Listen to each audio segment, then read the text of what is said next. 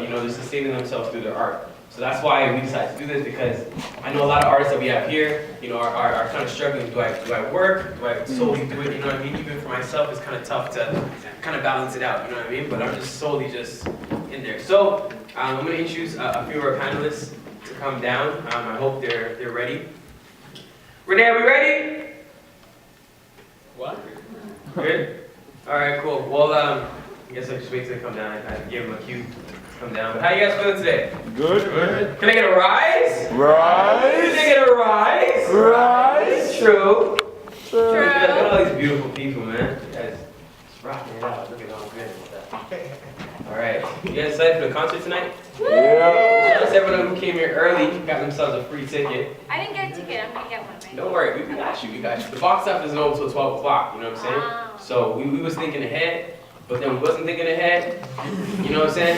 You know what I mean? But we got you guys. You know what I'm saying? It's all good. You know what I mean? You know what I'm saying? We came out to Friday's concert.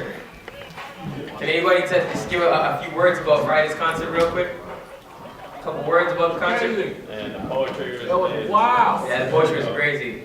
All right, I think our fans are ready. So shout outs. Make some noise for Britt B. Make some noise for Mr. Mark Stoddard. The Honorable John River. And then Reese's Gonzaga. Yeah! Turn us. That's like the walking. Right? I was in this, but it can't go down. Nah, you guys have Yeah, you guys Exactly. I was thinking. So you guys okay? You guys can see from over there? I think I should obviously sit down as well. So can we scoot over one chair so I can sit down? I'm gonna block people. You. Council chair. Scoot over one, please. Thank you. And if I could just ask for courtesy, if you could just put your phone on vibrate, that would be greatly appreciated. I don't know about y'all, but my ringtone would go, now this is the story all about my life. I like it still, but, True? Alright, so welcome to the Edutainment panel. Can you guys make some noise? Can you guys make some noise for yourselves?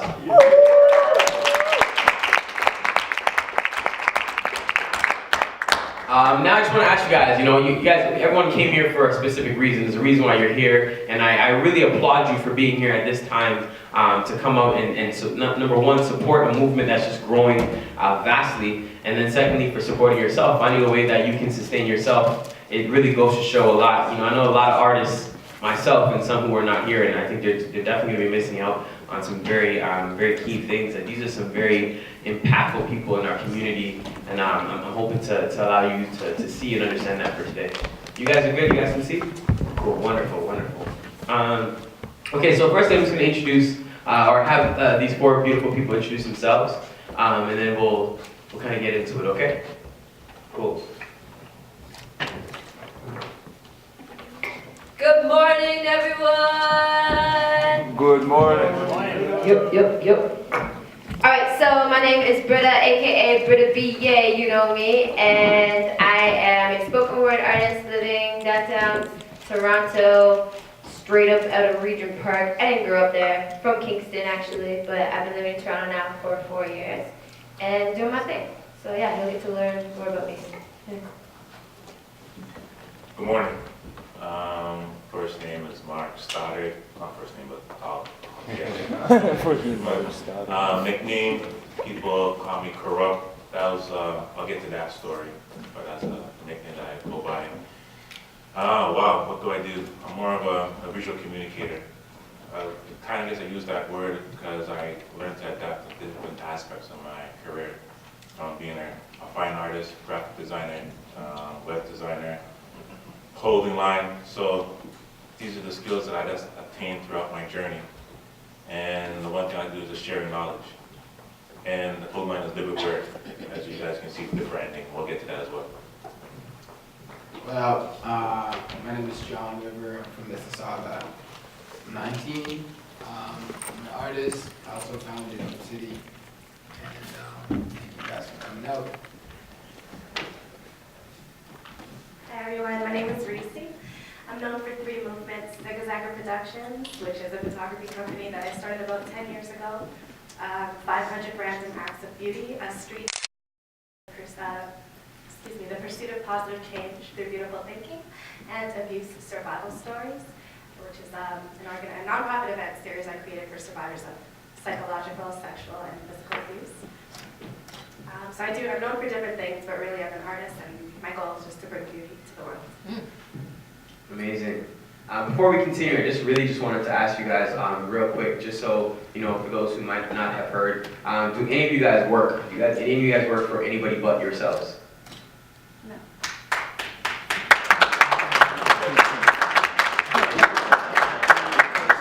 Okay. I think I'm gonna start off with R.I.S.E first, and just kind of ask R.I.S.E a quick question. I'm just gonna introduce a little bit about what I know about R.I.S.E.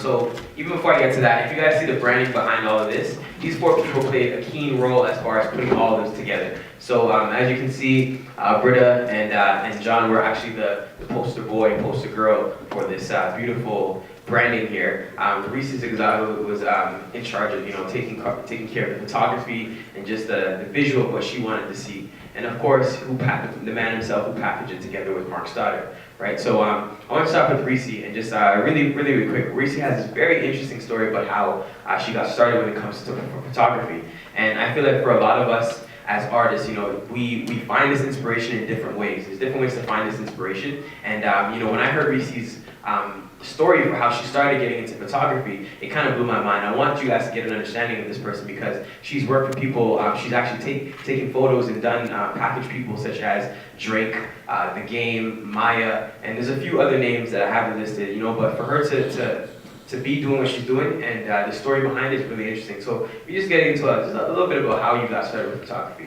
Sure. Well, I've always been an artist. In high school, I was doing a video project with a digital video camera that happened to take stills, and a girlfriend of mine said that she'd been approached by an agency, and they wanted her to bring a portfolio to the agency. The costs were around $2,000, so I said, listen, pay my bus fare home, and I'll take about 100 pictures of you. And I always say I remember walking home that day, but we did the shoot, and from there, the word just spread, and people started finding out. I bought a website, and I went to different blackboards in the school and wrote the website on it. And so many people in the school started coming to me for pictures. By the time I graduated, I was getting enough business that I felt strongly I wanted to do it full time. So I decided not to pursue secondary or tertiary education or go to university, which is what my parents wanted. And it's funny because they really had a problem with me not going to school. It was a huge thing. And they basically made me feel like I'll never be able to do anything with my life without a degree. But a couple years into doing it, I got an email from a university in New York City that said that they said, "How did you like this shot? We want our students to start lighting stuff like this." So, Awesome. And so you said you started this about 10 years ago. yeah. And have you, in the process of these 10 years, what are some challenges that you face? I know you said, for example, your parents were a little bit upset about you not going and taking a tertiary, education. So, what were a few challenges that you had gone through, and I think the challenges were mostly just early on, being a young female, because I was about 17 years old, and I was hired to shoot events at clubs, and the clubs wouldn't let me in because I wasn't of age. I remember men would, give me their business cards and talk about wanting to do business with me, but then when I called them, that's not really what they were interested in. But after I established my name, I was very firm. I never played around. I was about my business, and I was about getting my paycheck, doing what I got to do, and getting compensated for it. So once my name was established, honestly, there was very few obstacles after that, and the reason I continued to do everything was just because I loved it, and art was what made me happy. So. And you also said something that I just want to touch on before I jump into the other panelists. One thing you said was, being female and passing out your cards, men had different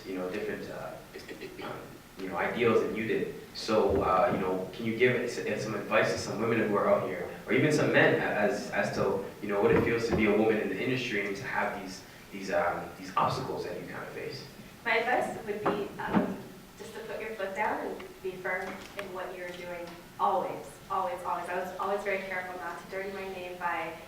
associating with certain people or, that's really what it was, just being firm. I noticed that once I was firm, I would get more respect.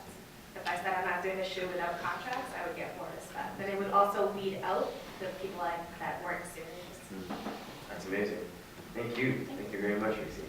I'm just going to move over to John and ask John. Has anybody heard the recent story that this young brother, anybody heard the recent story that he's about wonderful. And to have John in this panel, I really just felt it was so necessary to get the visual arts, putting packaging and kind of also taking pictures of people, being a photographer and making people look good, you know what I mean? And then we have a poet in Britta. We also have a rapper or a hip hop artist in John. And for John, I just wanted to give people a little bit of your story, because your story is something of someone who's ambitious, someone who knows what they want and has a vision. So what was going through your mind when you said, I want to meet J. Cole. You know what I mean? This is what I want to do. And why did you it's an inspiration, because to a lot of people it's like there are so many hurdles, you know what I mean, but you continue to jump over and leap, you know what I mean? So what was going through your mind at that time?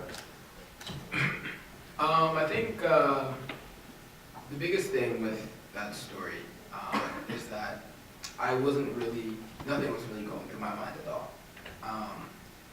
Because I think if I had stopped to whatever of the situation, it seemed like absolutely ridiculous. The J. Cole story is great.